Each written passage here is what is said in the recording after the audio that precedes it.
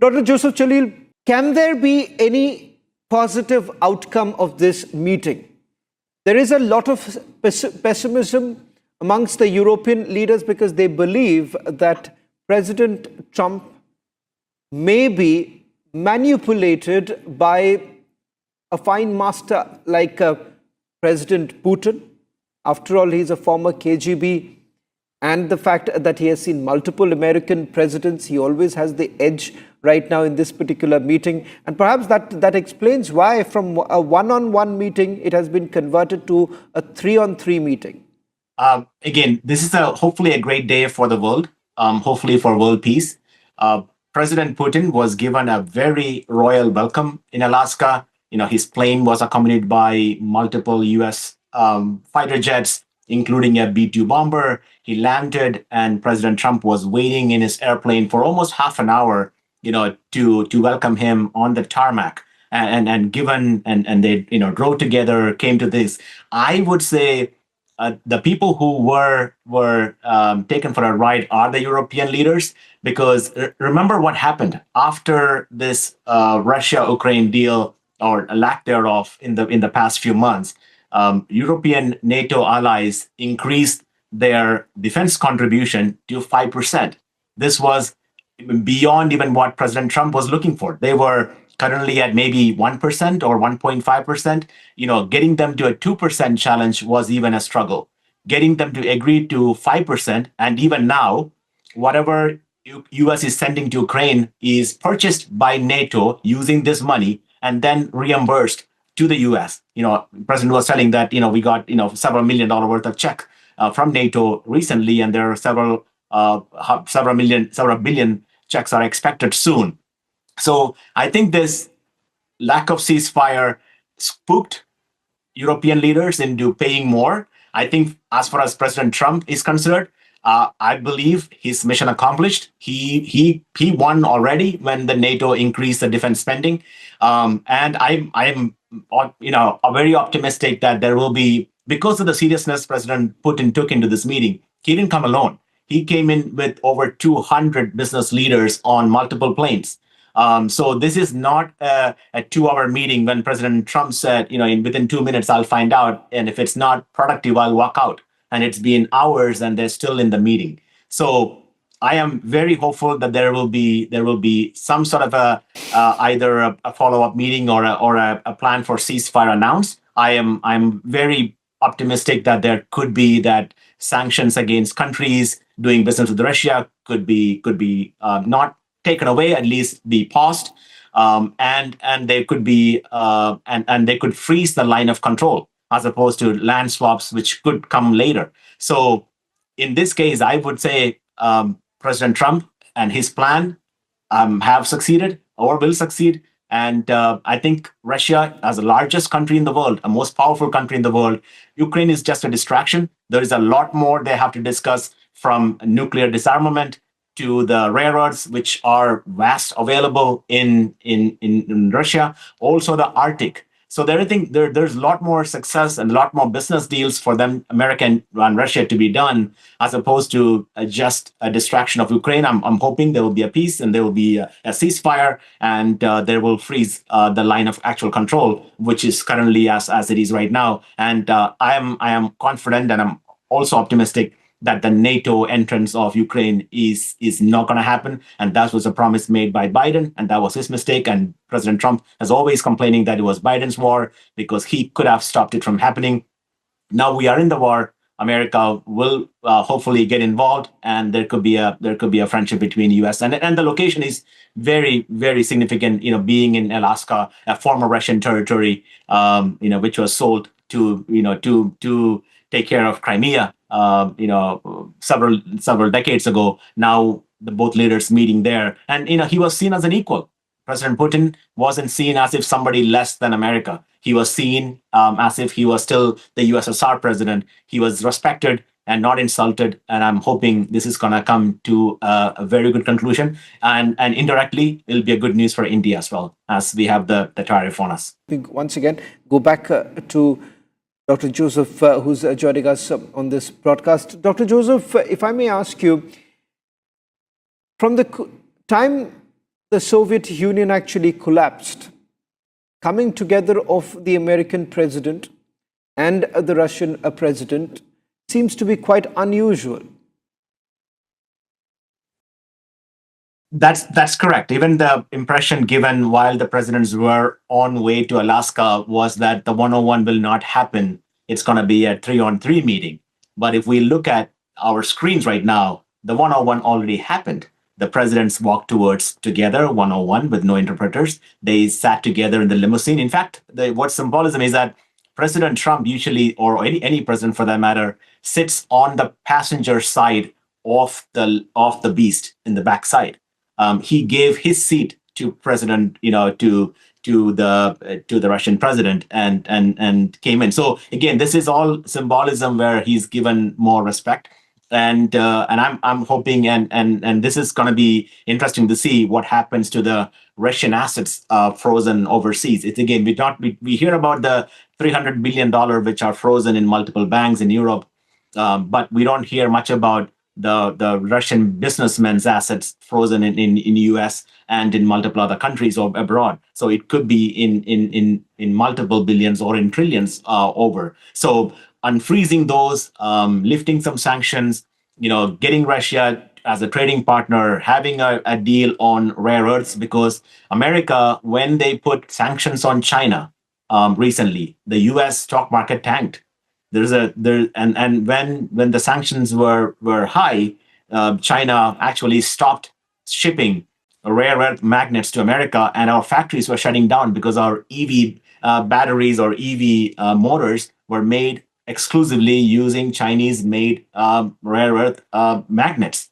So that's the reason why India got stuck with the symbolic punishment tariff, because we were not playing ball with America. We were not punishing America, but we were playing along while China was aggressive enough. So I think President Trump's and US's and for the world, the better option would be to get rid of the Chinese monopoly on rare earths.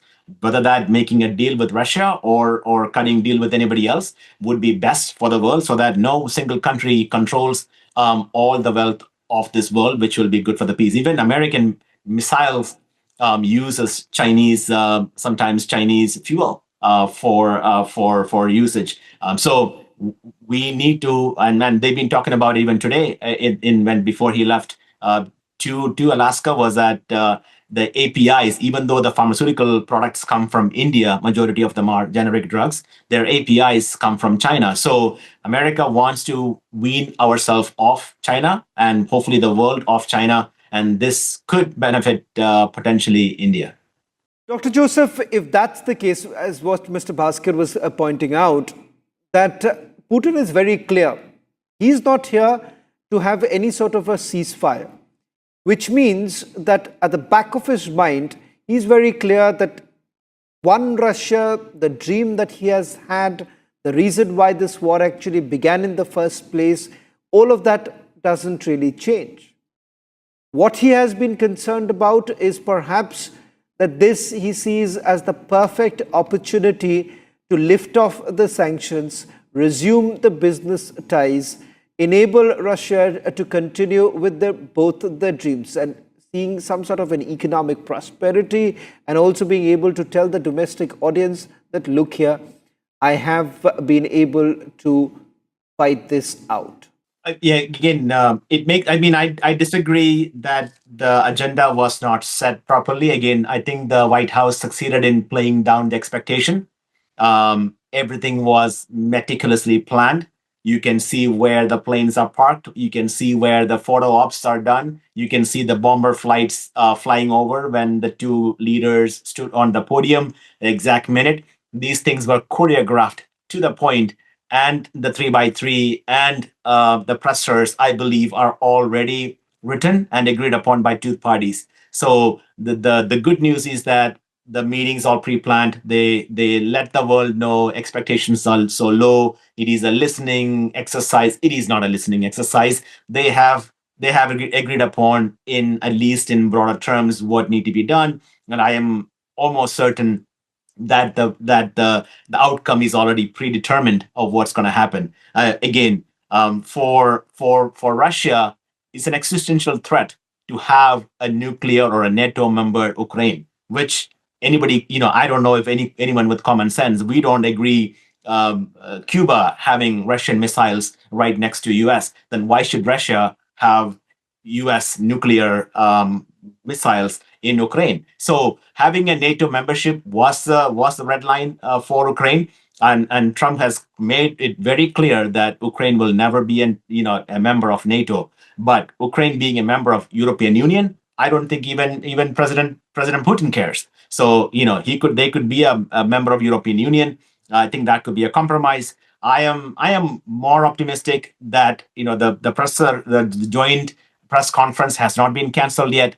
That I am very confident that we will see more good news than bad news. Again, it may not happen a ceasefire today, announced starting tomorrow, but we'll have a framework of a ceasefire going forward. Even the India worry. I know the tariff is imposed on India, was starting August 7th. But again, this is for shipments which were on a ship started after that date. So by the time those ships come to US, it'll be 2 months.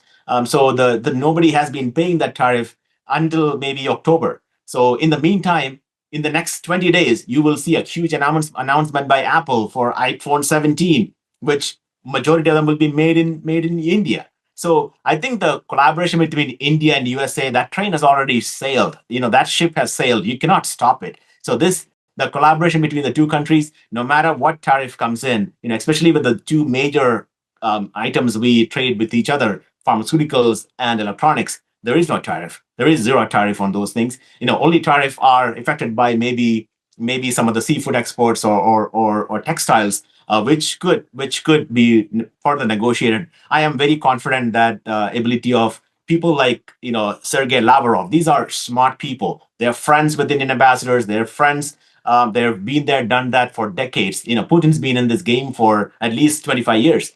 So American presidents are there for 4 years. Russians are there for decades. So I think we have to play the game. Ultimately, the real enemy, the real boogeyman is China. I hope both countries realize that and the world realizes it. And the stronger we can. I think India might also be a reason why this meeting happened so soon, because I think the announcement by, or the movement by Prime Minister Modi in meetings with Chinese visit or maybe a planned visit of Xi Jinping to India and potentially a Putin visit to India and Prime Minister Modi going to China might have fast track, because one thing which scares America more is that the troika, the tri-party India, China, Russia alliance. That is the worst nightmare what America can hope for. So maybe that spooked and pushed this meeting to take place sooner than later. But I think it's going to be win-win for all of us involved, except the Chinese. Individual capacity, the United States is out of it, which means obviously then NATO security guarantees, and hence NATO membership is not available to Ukraine. That's a good takeaway for Putin to go back and say, okay, fine, for 30 days I'm giving a ceasefire. Joseph, you think it's possible? That is what President Trump wanted. I don't think he liked the idea that Ukraine should be a member of NATO. That was a red line. Having a NATO, missile base or missile defense systems in Ukraine would be an existential threat to Russia, and President Trump understands that. I think they speak more often than we discuss publicly, and I believe, as I said, this meeting was choreographed meticulously, to a point that it was an accident. Maybe, as I said, it could have been pushed earlier because of the Indian involvement a little bit in bringing China and Russia together with India. But this is the only play President Trump has, to make a win. Whether the ceasefire announced today or not, a framework for ceasefire could be expected, in my opinion. That could also mean a freezing of additional sanctions on Russian purchases and other things. So and as you know, there are billions of Russian assets frozen all over the world. Maybe Russia could let go some part of it for reconstruction. So that's a bigger pie coming in. And how can we use either the Ukrainian rare earth or Russian rare earth in collaboration with the businesses in Russia and America to bring technology to the world. Because 20 years ago, when this was big deal, nobody actually thought rare earth could be that rare. We just realized it once China took control over 85% of it, bit too late, when they are now threatening to withhold shipments of the purified rare earth magnets to the rest of the world, including India. So I hope our leaders will smell coffee and wake up and understand the real boogeyman, real enemy, and get our act together and bring peace to the world. It's not adding up, Joseph, right?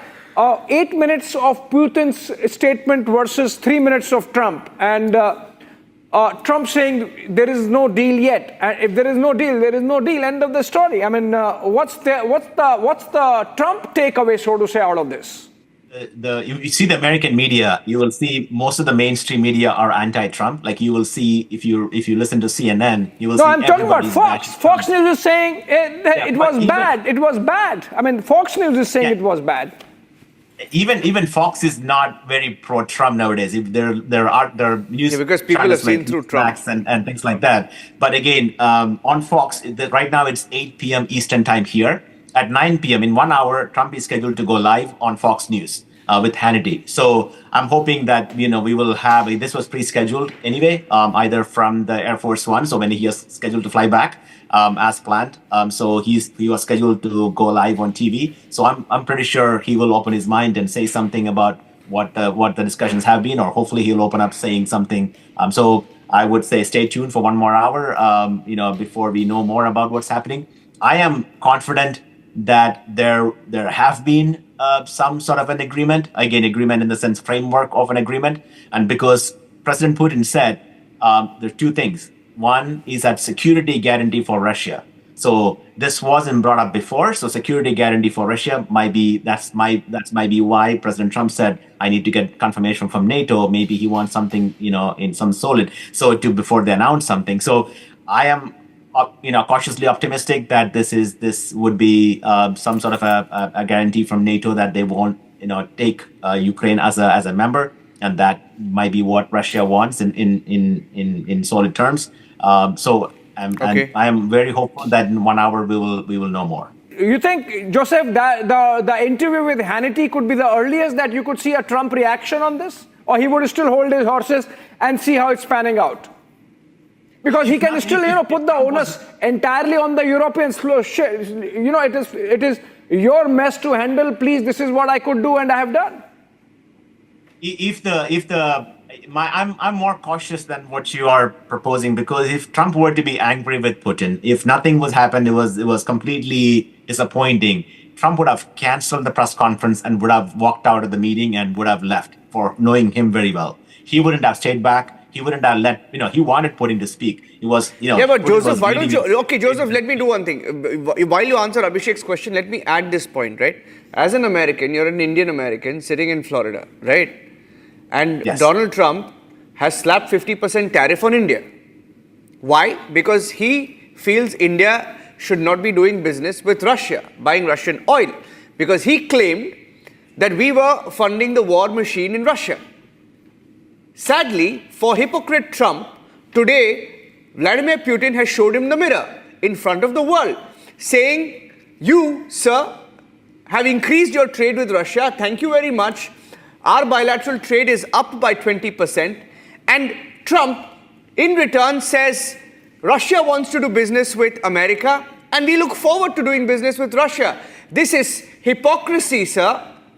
Joseph, answer that question. It doesn't make sense. I was always thinking what doesn't make sense? Rattling.